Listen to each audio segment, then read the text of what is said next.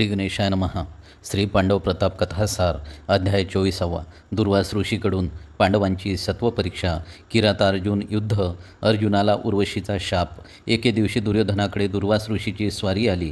दुर्योधनाने त्यास आपल्या घरी बरेच दिवस ठेवून घेतले व त्यांची त्याने एकनिष्ठपणे सेवा केली। नेहमी त्यांच्या तोंडून निघालेला शब्द झेलण्यास तो अगदी तत्पर असे। याप्रमाणे सेवा केल्यामुळे दुर्वास ऋषी त्यास प्रसन्न होऊन म्हणाले, दुर्योधना, तुला काही वरदान मागावयाचे असेल ते माग। त्यावेळी दुर्योधन असाध्य असे इंद्रपद मागता तरी ते मिळाले असते। तसेच पांडवांचा वारंवार पराजय करण्याकरिता एखादी व्यक्ती मागता तरीही त्यास मिळाली असती। परंतु दुर्योधनाला पांडवांच्या द्वेषाखेरीज दुसरे काहीच सुचत नव्हते। तो म्हणाला, धर्मराजाला सूर्याने एक थाळी दिली आहे, तीचपासून त्यास पाहिजे तितके अन्न मिळते, परंतु ती एक वेळ धुवून पालथी ठेवली म्हणजे पुन्हा सूर्यदर्शना वाचून तीचपासून अन्न मिळत नाही। तरी रात्रीच्या वेळी तुम्ही पुष्कळ ऋषीसह जाऊन धर्माजवळ भोजन मागावे आणि तुम्हास भोजन न मिळाल्यास तुम्ही शाप देऊन पांडवास भस्म करून टाकावे। दुर्वास ऋषींनी ती गोष्ट मान्य करून ते रात्री 60 सहस्त्र शिष्यासह धर्माच्या आश्रमात गेले व धर्मास म्हणाले, आम्हा सर्वांचे प्राण भुकेने कासावीस झाले आहे, तरी लवकरच भोजन दे। दुर्वासाच्या तोंडचे ते शब्द ऐकताच माची पाचावर धारण बसली। त्याने मुख म्लान करून द्रौपदीकडे पाहिले। तिलाही ह्या सर्व ऋषी समुदायास यावेळी भोजन कोठून द्यावे अशी मोठीच काळजी पडली। तरी पण ईश्वरावर हवाला ठेवून तिने धर्मराजास सांगितले की सर्व ऋषींना स्नान करून येण्यास सांगावे, तोपर्यंत पात्रांची तयारी करते। त्याप्रमाणे धर्माने सांगितल्यावर दुर्वास आदी करून सर्व ऋषी स्नानास गेले। नंतर द्रौपदीने श्रीकृष्ण परमात्म्याचा धावा केला।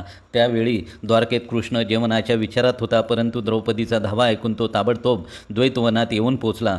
त्याने द्रौपदीजवळ अगोदर मला काही खायला दे, मग तुझे ते काम सांग असे म्हटले। ते ऐकून ती म्हणाली, कृष्णा, 60 सहस्त्र ऋषीसह दुर्वास येथे भोजनास आला असून तू संकटातून मला वाचवशील म्हणून तुझे स्मरण केले। तूच अगोदर काही खावयास दे म्हणतोस, तर आता मी काय करावे? तेव्हा तो म्हणाला, चल तुझी थाळी तरी मला दाखव। ती म्हणाली, ती तर मी केव्हाच धुवून ठेवली आहे, पण भगवंत लीला विचित्र, तो कोणाला ऐकवायला? त्याने तिच्याकडून थाळी आणून न्याहाळून पाहताच तिला चिकटलेले भाजीचे एक पान तिला दाखविले। ते नुसते भाजीचे पान खाऊनच कृष्ण तृप्त झाला व म्हणाला, आता कोट्यावधी ब्राह्मणास पाहिजे तर बोलाव। तेव्हा द्रौपदी आजूबाजूस पाहते तो नाना प्रकारच्या पक्वान्नाचे ढीग तिच्या दृष्टीस पडले। तेव्हा श्रीकृष्णाचे उपकार मानून द्रौपदीने ऋषी सत्वर भोजनास आणण्याकरिता सहदेवास पाठविले। परंतु श्रीकृष्णाने अन्य ठिकाणी मायावी पांडव व द्रौपदी निर्माण करून त्यांच्या हातून 60 सहस्त्र ऋषीस भोजन देऊन तृप्त केले। दुर्वासादी ऋषींनी तृप्त होऊन पांडवास आशीर्वाद दिल्यावर मायावी पांडव व द्रौपदी अदृश्य झाली। इतक्यात खरा सहदेव येऊन दुर्वासादी ऋषींना सत्वर भोजनास येण्याविषयी प्रार्थना करू लागला। तेव्हा अंतर्दृष्टीने खरा प्रकार ओळखून दुर्वास सहदेवास म्हणाला, आम्ही जेवून तृप्त झालो आहोत। आमचा धर्मास असा आशीर्वाद सांगा की तुझे सर्व शत्रू नाश पावतील व द्रौपदीसह तुम्हा पांडवांचे संकट श्रीकृष्ण दूर करील। असे म्हणून दुर्वास शिष्य समुदायासह निघून गेले। सहदेव परत आल्यावर ऋषीकडील वर्तमान सांगणार तोच श्रीकृष्णाने सर्व घडलेले वर्तमान स्वतःच सांगितले व मी तुमचे सर्व संकटामध्ये असेच रक्षण करीन असे वचन देऊन तो द्वारकेस गेला। त्यानंतर थोड्याच दिवसांनी व्यासमुनी पांडवास येऊन भेटले। त्यांनी अर्जुनास सांगितले की तू काही दिवस तीर्थयात्रेस जा, तुला शंकर आणि इंद्र शस्त्रास्त्रे देतील, ती तुला तुमच्या शत्रूचा नाश करण्यास फार उपयोगी पडतील। व्यासाची आज्ञा पांडव शिरसावंद्य मानित असत। तेव्हा अर्थातच अर्जुन तीर्थयात्रेस निघाला। द्वैतवनातून अर्जुन निघाला तो इंद्रनील पर्वतावर येऊन घोर तपश्चर्या करू लागला। ही गोष्ट तेथील तपस्वी ब्राह्मणांनी श्री शंकराला जाऊन सांगितली। तेव्हा अर्जुनाची परीक्षा पाहण्याकरिता शंकराचे पार्वतीस भिल्लिनीचे रूप देऊन व आपण भिल्लाचे रूप घेतले व मुक नावाच्या दैत्यास डुकराचे रूप देऊन अर्जुनाच्या अंगावर पाठविले। तो डुक्कर ओरडतच अर्जुनाच्या अंगावर धावला, त्यामुळे अर्जुनही धनुष्यास बाण लावून त्याच्या मागे लागला। तेव्हा भिल्लरूपी शंकर अर्जुनास आडवे होऊन म्हणाला, अरे ही शिकार मी येतपर्यंत आणली असता तू काय म्हणून मारतोस? परंतु त्या भाषणाकडे लक्ष न देता अर्जुनाने तो डुक्कर मारल्यामुळे उभयंतांचे युद्ध जुंपले। तेव्हा शंकर म्हणाला, तुझे काय सामर्थ्य आहे ते पाहू दे। अर्जुनाने त्या समयी मोठ्या शौर्याने युद्ध केले, परंतु त्याचे काहीच चालेना। तेव्हा त्यास वाईट वाटून त्याने यश यावे म्हणून शंकराची प्रार्थना केली। तेव्हा भिल्लरूपी शंकराने आपले खरे रूप प्रकट केले व प्रसन्न होऊन पाशुपतास्त्र व ब्रह्मास्त्र अर्जुनास दिली. ती अस्त्रे देताना शंकराने सांगितले की जे निर्मल युद्ध टाकून पडतील अशांच्या अंगावर ही अस्त्रे टाकू नकोस, नाहीतर त्रिभुवनाचा नाश मात्र होईल. प्रसंग पडल्यास अश्वत्थामा व कर्ण यांच्या अंगावर टाक. अर्जुनाने ती शस्त्रास्त्रे घेऊन अनन्य भावाने शंकरास व पार्वतीस नमस्कार केला व त्यांनी त्यास आशीर्वाद दिला. मग त्यांनी स्वस्थानी गमन केले. अर्जुन व शंकर यांचे युद्ध चालले असता इंद्रादी देव आकाशातून ते पाहत होते. या युद्धानंतर इंद्राला पुत्रप्रेम उत्पन्न होऊन त्याने अर्जुनाला आणण्याकरिता रथ देऊन मातलीस पाठविले. त्याने सर्व वर्तमान अर्जुनास कळविले. तेणेकरून अर्जुनास अत्यंत संतोष वाटून तो रथात बसला. तो मोठ्या वेगाने आकाशपंथाने अमरावतीस जाऊन पोचला. स्वर्गलोकाची अपार संपत्ती पाहून अर्जुनास फारच आश्चर्य वाटले.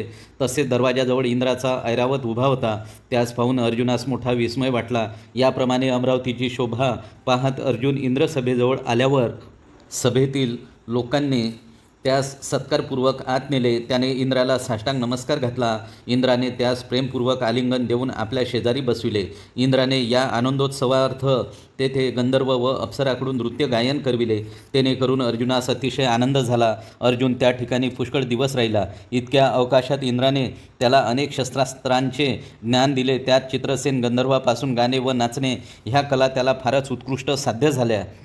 एकेकाळी इंद्रासह अर्जुन सभेमध्ये नाच पाहत बसला असता उर्वशी नावाची एक अप्सरा अर्जुनाचे रूप पाहून त्याच्यावर मोहित झाली.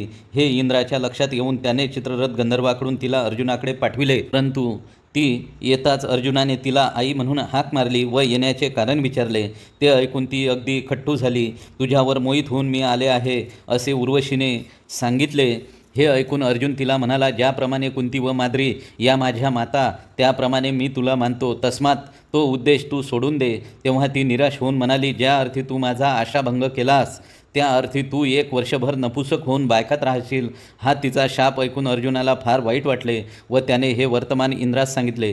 तेव्हा इंद्र म्हणाला की याबद्दल तू काही काळजी करू नकोस. अज्ञातवासात हा शाप तुला फारच उपयोगी पडेल. तुझवर हे तिचे मोठे उपकारच झाले असे समज. एकदा धृतराष्ट्राने आता पांडवांची स्थिती कशी काय आहे व ते कोणत्या विचारात आहेत असे सहज संजयास विचारले.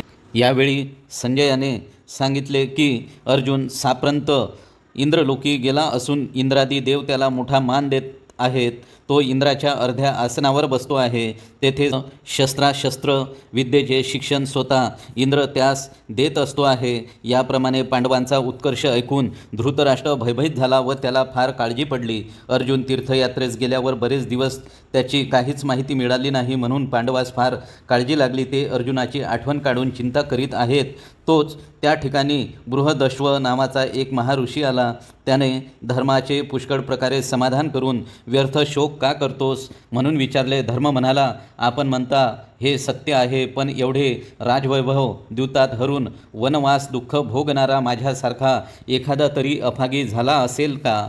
हे ऐकून बृहदश्व म्हणाला, धर्मा नलराजाची कथा जर तू ऐकलीस तर तुझे दुःख त्याच्या दुःखापुढे काहीच नाही असे तुला वाटेल. तेव्हा धर्म म्हणाला, ती कथा आपण कृपा करून मला सांगावी. येथे अध्याय 24 समाप्त.